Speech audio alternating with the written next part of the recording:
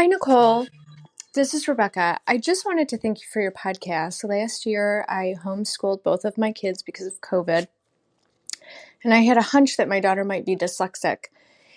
And fast forward to a year later, she is, and she's back in public school. And I just want to thank you for all the information, and it was really insightful, and it was helpful to hear other people's stories. And at a stage in the past year and a half, when I was just trying to gather as much information as I possibly could and learn as much as I possibly could about dyslexia, your podcast was really, really helpful. And I just want to thank you for that. Thank you, Rebecca, for your podcast review, and we are so appreciative that you're in our community. You are listening to the Dyslexia Mom Life podcast. I'm Nicole Holcomb, former teacher and school counselor turned civil rights attorney and podcast host. It wasn't that long ago that we learned the reason that our daughter was struggling to learn to read in first grade was dyslexia. Fast forward 4 years past many hours of research and collaborating with experts in the field of dyslexia, now I'm sharing the lessons I have learned that took me from being an overwhelmed mom who didn't understand dyslexia to a go-to mom who is helping hundreds of moms each week through education and collaboration. I created the Dyslexia Mom Life podcast to give you simple, actionable, step-by-step strategies and hacks to help you do the same.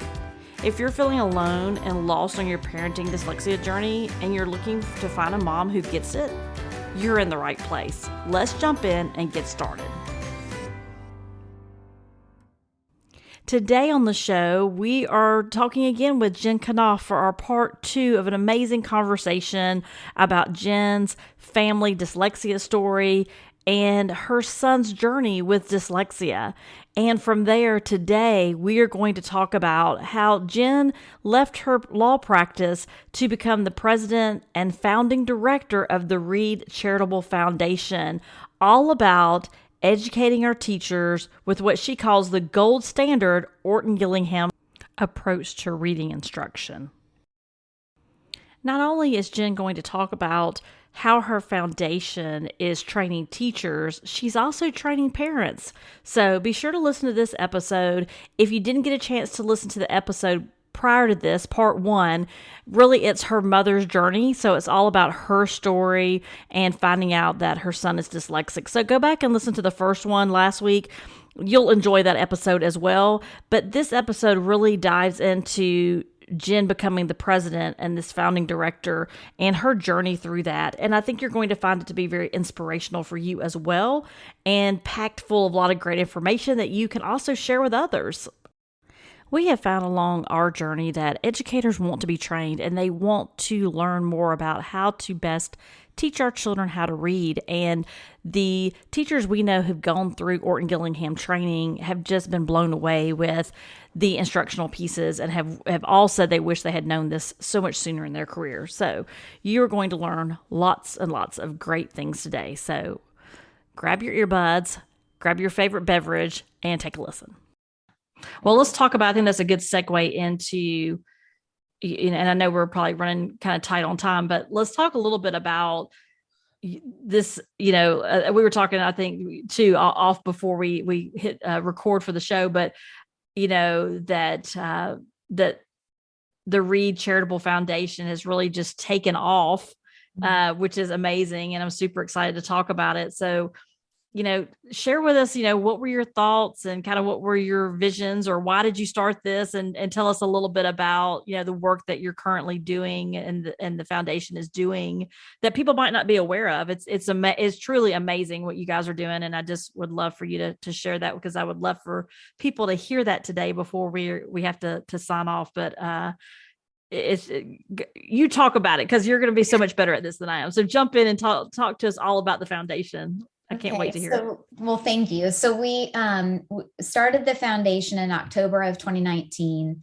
And, part of the goal was really to create some awareness and a community, because, as you and I had talked before, I start learning about dyslexia. 1 in 5. I'm like, okay, so I'm talking to people, and I'm asking people at T-ball practice, and I'm talking to people at school, and I'm talking to people when I'm at a lunch or at work, and everybody's looking at me like they have no idea what I'm talking about. And I'm like, how can I not, if it's 1 in 5, how can I not know a single human being that knows what I'm talking about? And so I was like, we've got to find our tribe, that these humans exist here. I need to find them. And so the first event was really, we brought Jonathan Mooney, my husband and I, privately, paid to bring him here and speak. We didn't have a 501c3 yet, no Facebook page, nothing. I don't know how 350 people came on a Wednesday night at 6:30 from across the state of Florida. I have no idea. Amazing. Yeah. But yeah, like it was so validating to me that other people are struggling and need to find their tribe too. My husband said to me that night, he's like, I literally thought that there would maybe be like 8 moms here in Birkenstocks with hairy armpits. I was like, oh, thanks. Thanks, like what in the world? But he just, I think it was very validating for him too, because I was talking about this, and, God bless him, he gets to kind of be on the periphery of it. Of course, we've figured out he's dyslexic, and that's a whole separate topic. But we could do a whole podcast on what it's like once your spouse figures it out. And then now you're doing both at the same time. You're trying to help both. Yeah. We've navigated that in our house too. So yes, I get that. Yeah. So, but like that he would be supportive also, like just from it's that validation, right? Like you're like, oh, this really is the work we should be doing. Like it's an aha moment of, right. She's not being dramatic here. Right. Like this is an issue. And then, the next step was really like, how do we make a difference? And, you and I talked because of my legal background. I'm like, well, maybe it's legislative advocacy. Like, I know I could do that. I could help with that. But, the time and effort that takes, Arkansas is a great example of a state that has excellent dyslexia legislation and literacy legislation. They have fought for a decade for it. And, I'm like, the one thing our kids don't have is time for us to get it together, time to convince people, time to get money towards it, time. And so, and I thought about, academic testing, except if there's nobody here to help the kids and actually have the skill set, and that's just one kid at a time, and that's very expensive. And so I took the Orton Gillingham training myself, and I couldn't believe I've made my living off of reading, writing, and spelling. And, I couldn't believe that I didn't know that content. I was also with, it was a 24-person class. The other 23 people were educators, many with master's degrees, almost all, I think, from private school. I don't think there was a single public school teacher there. All of them had personally paid to go, almost all of them. I think there were maybe a couple that the school sent them. They all cried in the training. And, I got to hear their stories that they didn't know this. And why didn't I know this? And then I went back and paid tens of thousands of dollars for my master's degree in reading or ESE or elementary education, thinking that would be the thing. Right. To help their kids. They saw their kids struggling, right? They were trying to figure it out. Yeah. Yes. And so that's when I realized teachers need this. Like they don't have this knowledge and they're withholding it from our children. They literally, like me, do not know. And so, but as you know, the training is very expensive. And that then makes it to where and it's long. I mean, it's not like something you can do in a month. I mean, it's well, so, and I can kind of tell you about how we do that. Yeah, that'd be great. We make it more accessible for teachers, but we also make it because you recognize that part too, right? That there is some hurdles for some because it's not only an expense, but it's not something that can be done quickly. And so it sounds like y'all figured out a way to kind of put all those pieces together to make sure more teachers get access to what they need. So that's amazing. Yeah. I mean, that's, at the end of the day, it was very clear to me at the beginning when Reed was tutoring, you have got to have money and you got to be able to leave your job or quit it. In my case, to get your children all over God's green earth. And I was like, Right. 1 in 5 have dyslexia, and it doesn't discriminate. Dyslexia doesn't care what color you are or how much money you have or what city you live in. It impacts everybody or what your gender is. This is an equal opportunity learning difference. And unless, except for the only way you're going to get support is you better have resources. And that's it.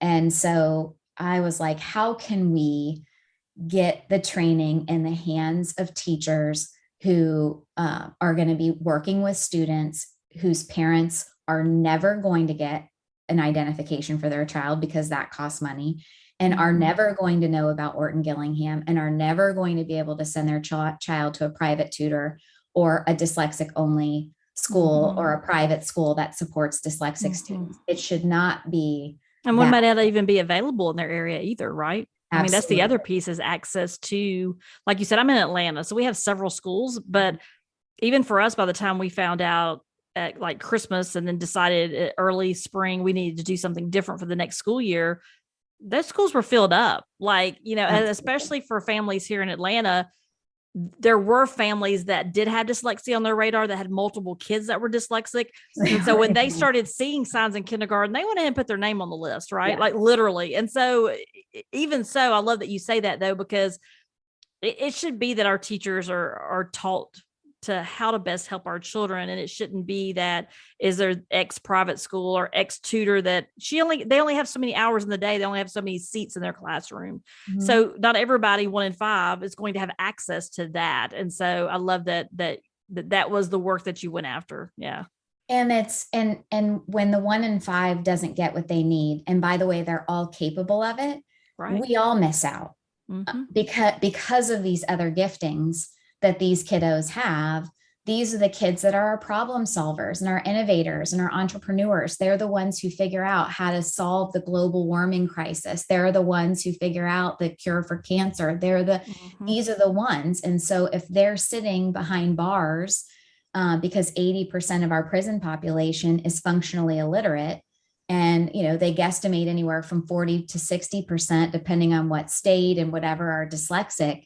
Holy smokes, we've just lost a lot of innovation. And I think there's a lot of societal problems we just wouldn't have if we educated our kids. But the other thing that I realized through this process is really about the reading crisis in this country in general, and that 66% of our nation's kids aren't reading at grade level. So 20% of them, of course, are dyslexic, and they're the most impacted. But then we've got another 46% of kids who aren't reading at grade level. That's a pretty low standard. I mean, it's not like you're an excellent reader. It just means that you're at grade level and can get by. So, you know, the type of training that Orton Gillingham is benefits all students. And what we're finding is that the schools that are implementing tier 1, even quote unquote gifted students, are improving their spelling. It really is best instruction for all kids. And so we provide currently the training for free, and it usually costs anywhere from $1,000 to $3,000 a teacher, you know, for each of the different levels. We provide it for free for public school educators, and at a cost of $200 for anybody else. So private school teachers, related practitioners, homeschool parents, you know, anybody else that wants to take it.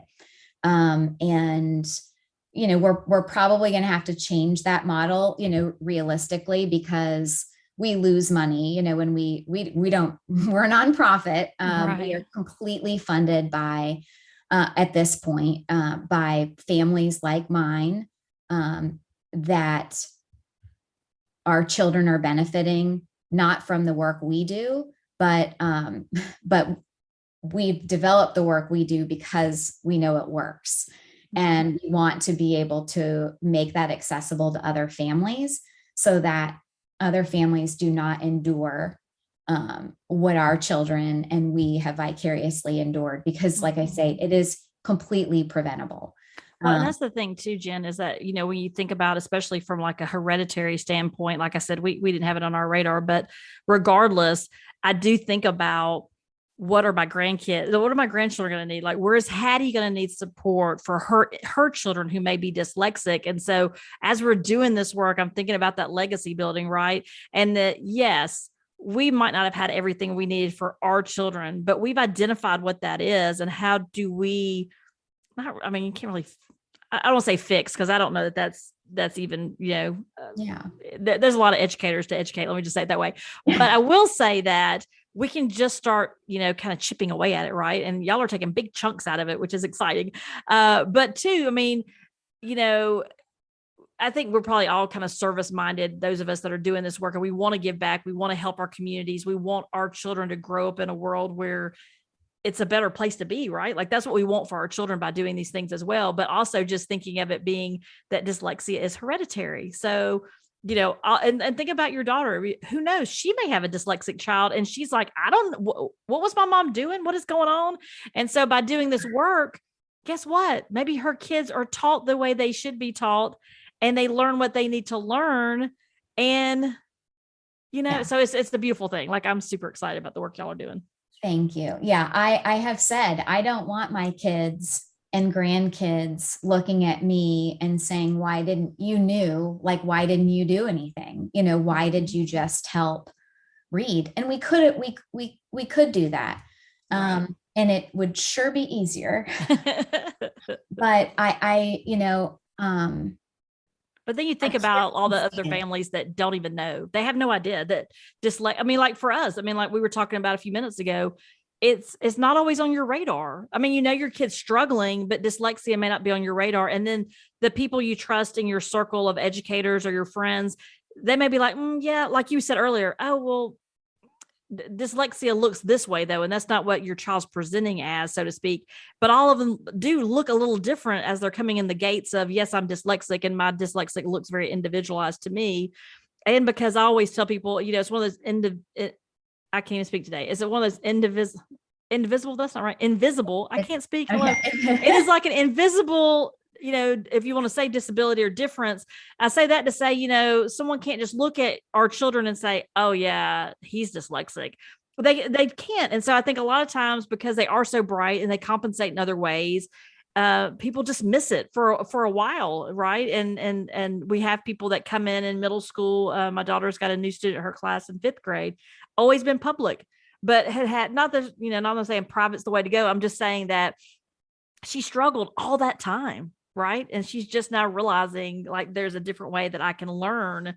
And we know from the research that it benefits all children, not just dyslexics. That's the big thing. That's the big aha that you learn hopefully early along the way, to think, yes, this helps all children. It's not like I'm asking you. I remember one time someone told me that, they were trying to get training at their school. A principal, a friend of mine, said, I was trying to get training at our school, and I wanted to bring in and train. It was elementary school. I wanted to train for Orton Gillingham. And she said the supervisor at the district level said, oh, we only do OG training for special ed teachers. She was like, oh my goodness. Okay. And I get funding, I get all that, but it's still I guess the point is switching the mindset of everybody to think that this is a systematic science. There's science behind it. There's proof behind it. It's not someone trying to sell a program, because you can't go to the academy and buy a program. Like, that's not how it works. Mm-hmm. So, I get off my soapbox. Well, I totally agree with you. And, really a big part of our mission, of course, it started with dyslexia and it remains that way. But what I really advocate is that, listen, the nation's reading panel was enacted in 1997. In 2000, their findings were that not just dyslexic students, they were addressing, why are we having a reading crisis in this country? How do human brains learn to read? And it is systematic, explicit, direct, multi-sensory instruction. And that, and Orton Gillingham is a lot of additional things, with that as well. But that is really the gold standard, for dyslexia remediation, but it is really the gold standard for how everybody learns to read. So my daughter is a great example of the 34%. She just picked it up, right? It's because she has excellent working memory. and she has no phonics, phonemic awareness, decoding skills at all. And, I've told this story before, but last year that around this time, it was spring break, we were traveling, there were roadblocks and police cars and bomb squads. And I was like, hey, kiddo, will you Google what's happening in Brevard, North Carolina? So she pulls up this breaking news article. She's a really confident reader. She starts reading this article. She gets to the word incendiary. Now I'm driving, so I can't see what she's reading, but she like made up a pronunciation that was so off that I couldn't even kind of decipher it with the context of what was happening. Like, Right. what was that word? And she said it again. And I was like, can you spell it? And, she read off the spelling and I was like, oh, I said, that's incendiary. I said, do you know what that is? And she's like, no, so she's probably never come across that in her pleasure reading or textbooks. Right. And I said, well, it's an explosive device or a bomb. And that makes sense, right? Because they're the bomb squad. She's like, yeah, whatever, but as I'm driving, I'm like, I wonder if my dyslexic, but Orton Gillingham, trained child can do it. So that later that night, I pulled him into the bedroom and I was like, hey, will you just look at this one thing for me? I pulled up the article, blew up the word. I was like, do you, just by sight, do you know what this word is? And he's like, no. And I said, can you sound it out for me? And he's like, Mom, it's spring break. And I'm like, I know, it's just one word, just one word. I just want to just the one word, not the whole article. And, he's like, oh, and, he looked at it for a second. He's like, he's like, oh, incendiary. It's a bomb, and walked out, so he's at that point, a 10-year-old boy who probably in YouTubing or God knows, like has come across bombs and the term incendiary, whereas Kenzie didn't have that context. But she is a 99th percentile English language arts student who has no decoding skills because she has not been given that. Now she's going to be fine, right? But like, I want her to be great. Right. We want all of our kids to reach their highest and best potential. And so that's what I really kind of try to explain is, yes, this started here and you do not want to miss this 20% of kids as a country, as a world. They are our leaders, our future leaders. Yeah. Our future business owners are, But we're failing everybody else too. Just everybody else could be doing better. That 46% that's not dyslexic, but is not, quote unquote proficient. Those kids are struggling. Those are our CD students. Those are our kids that get the 3 in Florida on the FSA and, get by the skin of their teeth. They could be doing so much better. And then, for those people that are like, well, I'm sorry to hear that you guys have this issue, but I have a National Merit Scholar on my hands. And that's wonderful. And all I can say is that your National Merit Scholar could actually read, write, and spell more proficiently if they had gotten this type of instruction from the very beginning. And I know you want that for your brilliant child. Right. Even like we've moved on to the morphology pieces and just learning how the prefixes work and just learning, it's really interesting, especially because like she'll say something. I'll be like, what is she talking about? And it's something that she's learned at school, these like huge words. And I'm like, how do you, and she just gravitates to them, right? Like she loves them, but it's just those pieces. Cause I was like, you're going to do phenomenal on the SAT. I know you're in 5th grade, but you're going to do phenomenal on the SAT because now you have something that not everybody has. Like, I just was like, wow, and it's so interesting to learn about all the Greek bases and all that. It's just very interesting to watch her, and the kids love it. They eat it up. Like they love the morphology pieces and learning about the origin of words. And, anytime you see try, what does that mean? Or like this week we were learning about so unicycle and unicorn and, uniform and, all these things. And so it was really interesting to think about how those words connect, because we don't spend a lot of time really talking about language skills in schools. You learn to read, but you don't really learn about, for the most part anyway, how to like really take apart words and look at them. And now she's got this skill set that, like you said, all kids could benefit from. Like, just think about as a nation, how much stronger we would be if our kids were being taught with these types of instructional approaches.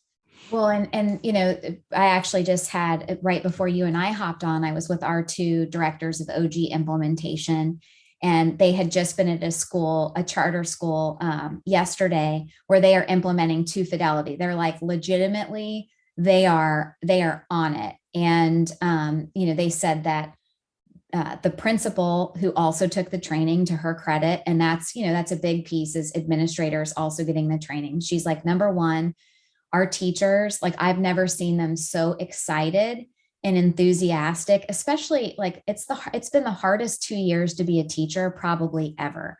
And, she's like, the only thing that maybe they're more excited about is going home for the day. But like, being able to implement this and seeing the success of it. And the same thing with the students, that to your point, it is very engaging, and the kids feel success. All kids feel successful, and they're asking great questions. And so, I think what you might read about sometimes too is like this concern that, explicit, systematic, multisensory phonics instruction, that's, because it's effective for students with dyslexia, that somehow that's dumbing curriculum down and other kids don't need, and they're going to be bored. All I can say is this: you don't have to take the training through RCF and Read Charitable Foundation. There's a lot of different ways to get it. Certainly the most financially accessible is us, but what we want is to see teachers get it, because if you get it, I have never, not once, and we've trained almost 600 teachers now in the last year and a half, never, not once have we had a teacher go through and by the end of it say, I do not know why I didn't know this. This is critical. And what else can I do to make sure that I'm supporting my students? So, wherever you're getting your information from, and I know sometimes people are afraid to, which is why we offered the training for free. I knew that there were barriers, financial was one, but also I think people are like, well, I don't want to spend all that money and then realize I don't need this, or it's not valuable, or I didn't learn anything new. But I knew from doing the training myself that no teacher was going to say that. So if we have to be the Oprah of OG, and you get OG and you get whatever we got to do, I love it. to get it in their hands, because once they get it, they are the biggest advocates for other teachers getting trained, their team being trained.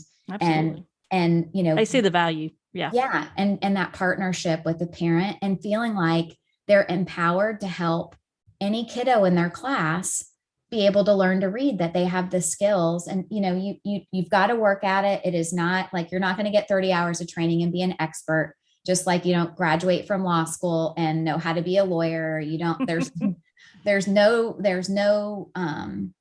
substitute for working hard and, sticking with it and getting support. And that's the other piece that we do, is we also provide free implementation support with our directors after the training. So even if you don't do practicum, they help with error correction. They'll watch you do a lesson. Here locally, they go into the schools, but we train teachers, all over the place. We just had a teacher that trained in Nigeria last month.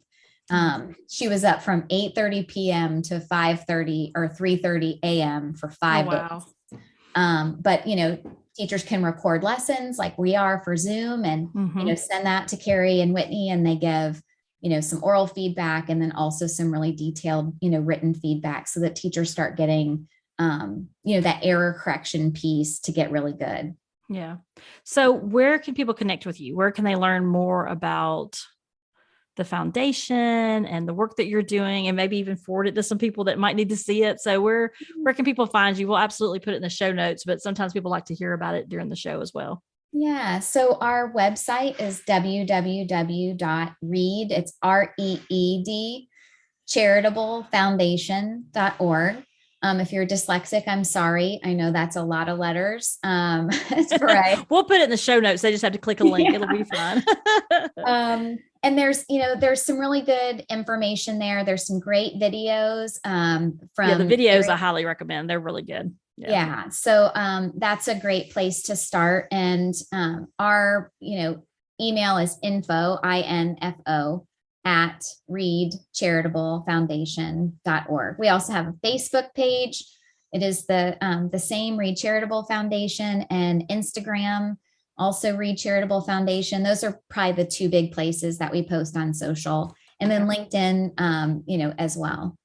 Awesome. Great. So you're at all the places. So great. We will make sure we get But all those Twitter, links in. I can't figure out Twitter. I'm just not. Oh yeah. My husband Well, does I that a little bit for me. I'm like, I I'm a can't little manage too one old. more thing. So yeah, I'm a little too old. I do want to put one more plug in. Not only are the videos great, but I also want to just put a little praise in there because I noticed that in 2021, the foundation raised over $500,000. You sponsored many free community events and you trained probably more than this, but on the website, it says that you trained 448 teachers in Orton Gillingham in 2020 and 22.